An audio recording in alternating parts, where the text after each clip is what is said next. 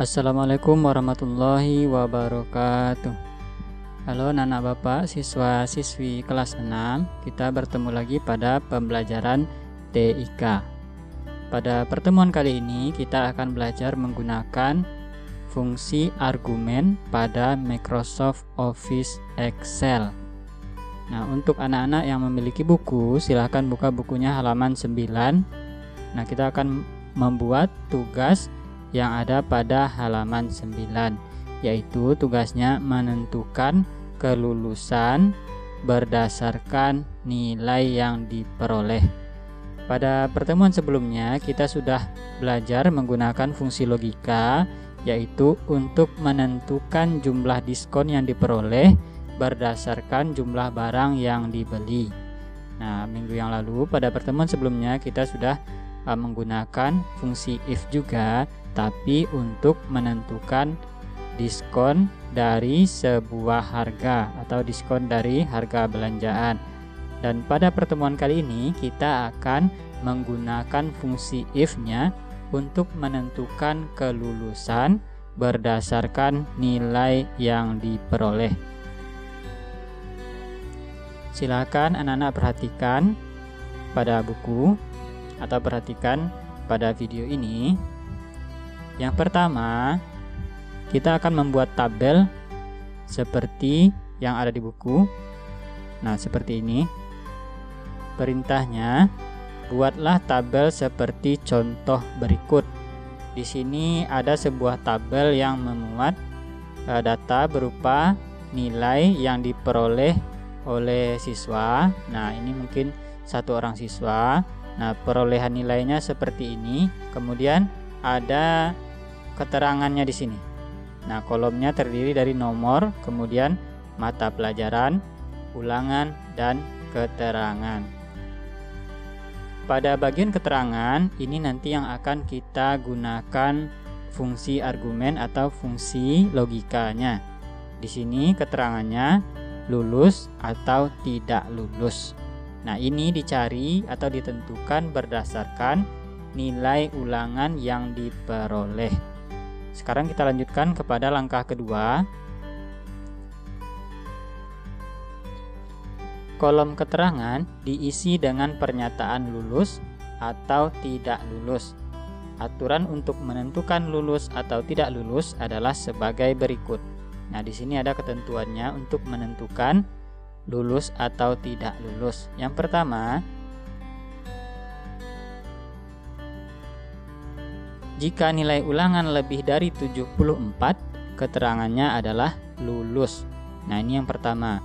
Jadi, jika nilainya lebih dari 74, maka keterangannya lulus.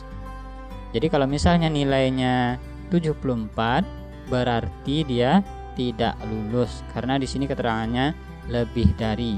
Nah, ini berhubungan juga dengan matematika. Nah, kalau dalam matematika itu juga ada lebih dari, kemudian lebih sama dengan. Nah, itu berbeda perintahnya. Karena di sini dia lebih dari, berarti 74 itu tidak masuk. Yang masuk itu berarti di atasnya, yang lebih dari 74. Nah, di situ keterangannya baru lulus. Yang kedua, jika nilai ulangan kurang dari atau sama dengan 74, keterangannya adalah tidak lulus. Nah, di sini dijelaskan keterangannya kurang dari atau sama dengan 74. Berarti 74 itu masuk di sini angkanya. Jadi 74 ke bawah, yang kurang dari 74 termasuk 74, berarti dia tidak lulus. Seperti itu keterangannya untuk yang tidak lulus. Kemudian langkah selanjutnya, gunakan function arguments. Nah, pada Microsoft Excel untuk menentukan keterangan lulus atau tidak lulus tersebut. Jadi kita akan menggunakan fungsi argumen untuk mencari lulus atau tidak lulusnya. Kemudian yang ketiga, simpanlah file spreadsheet dengan format nama spasi kelas 6 spasi latihan 2.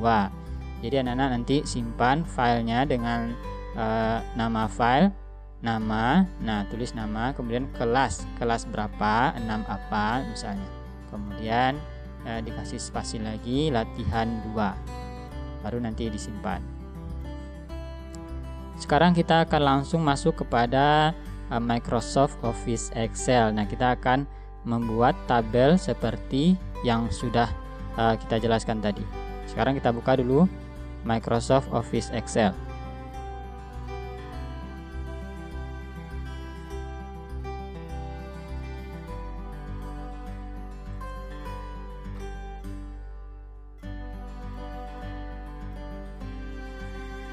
Sekarang kita sudah membuka aplikasi Excel. Nah, kita pilih blank workbook. Nah, di sini kita membuat terlebih dahulu tabelnya seperti yang ada di buku. Di buku itu tabelnya dimulai dari sel A1. Nah, ingat kembali istilah sel yang digunakan dalam Microsoft Excel. Kalau sel A1 berarti dia berada pada sel paling atas, nah paling atas yang paling awal.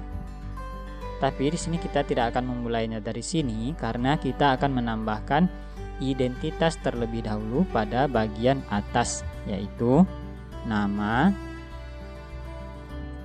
kemudian kelas.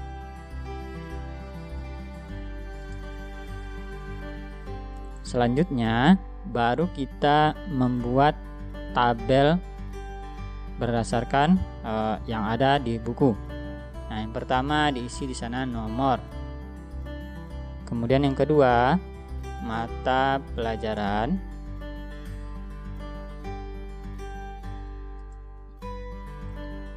Selanjutnya, ulangan.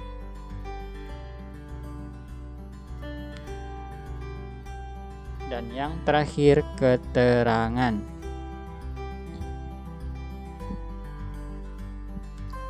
Nah, sekarang kita isi terlebih dahulu datanya.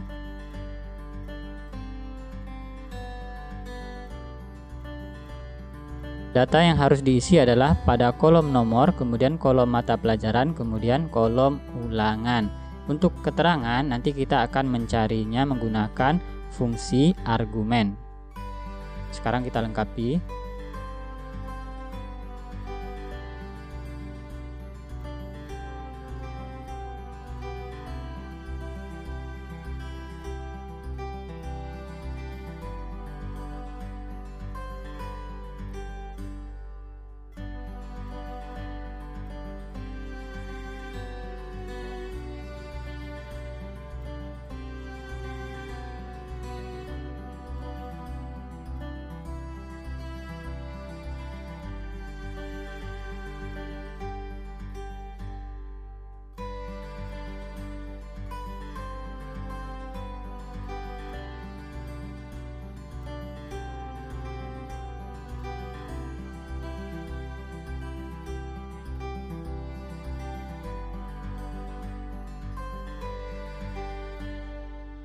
Nah, sekarang kita sudah selesai mengisikan data pada kolom nomor mata pelajaran, kemudian kolom ulangan. Di sini kolomnya masih sama besar. Jadi di sini ada nanti teksnya yang tidak terlihat seperti ini pada baris pendidikan agama. Nah, ini tidak muncul kata agamanya sebelah sini. Nah, kita tinggal perlebar kolomnya dengan cara kita letakkan mouse-nya antara huruf B dan C di bagian atas. Nah, di bagian nama kolomnya antara huruf B dan C sampai membentuk mouse-nya seperti ini. Ada tanda panah kiri dan kanan. Nah, kita klik 2 kali. Nah, nanti dia akan menyesuaikan dengan teks yang paling panjang. Jadi seperti itu caranya supaya nanti dia bisa memuat seluruh teks yang ada pada kolom tersebut. Nah, sekarang pada bagian keterangan ini juga berlebih teksnya, melebihi ukuran kolom yang semula. Nah, ini juga kita perbesar. Kita klik di antara D dan E, klik 2 kali. Nah, sudah. Sekarang kita akan menentukan nilainya lulus atau tidak lulus. Nah, caranya masih sama dengan seperti pembelajaran yang sudah kita laksanakan sebelumnya atau yang kita pelajari sebelum ini. Nah, untuk memulai fungsi argumen ini, kita ketik terlebih dahulu sama dengan. Nah, kemudian baru kita klik pada bagian for insert function ini. Nah, ini ada insert function. Kita klik. Nah, di sini kita cari di bagian sini select a function. Nah, di sini kita carinya if. Kita klik if, kemudian kita klik OK. Nah, di sini muncul kotak dialog function arguments-nya. Di sini ada 3 baris. Nah, ini sudah Bapak jelaskan sebelumnya. Ini yang pertama logical test. Logical test itu sel mana yang ingin kita jadikan sebagai patokannya. Nah, jadi nanti logical testnya seperti apa ketentuannya. Di sini ketentuannya adalah kita akan menggunakan sel C4. Nah, untuk membuat logical testnya, sel C4 itu adalah ulangan. Nah, nilai ulangannya. Kita klik pada sel C4. Nah, jadi di sini jika C4 itu ini true di sini, ini benar. Nah, kalau yang benarnya itu dia berarti lulus, ya, lulus berarti di sini kita membuat lebih dari. Jadi di sini ketentuannya lebih dari. Jika nilai ulangan lebih dari 74, keterangannya adalah lulus. Nah, seperti itu tadi ketentuan yang kita tetapkan. Nah, di sini kita akan buat lebih dari. Nah, gunakan tanda lebih dari yang ada di keyboard sambil menekan tombol shift. Kemudian kita ketik di sini 74. Nah, ini ketentuannya. Kemudian value if true. Nah, ini jika benar. Jika ini benar, logical testnya benar, maka nah di sini keterangannya adalah lulus. Nah, gunakan huruf besar. Oh, tidak harus huruf besar. Lulus. Nah, selanjutnya pada bagian di bawah value if false. Nah, ini jika salah, jika tidak sesuai dengan logical test yang di atas, berarti di sini isinya yang tidak sesuai adalah berarti dia 74 ke bawah, kurang dari atau sama dengan 74. Berarti seperti ini.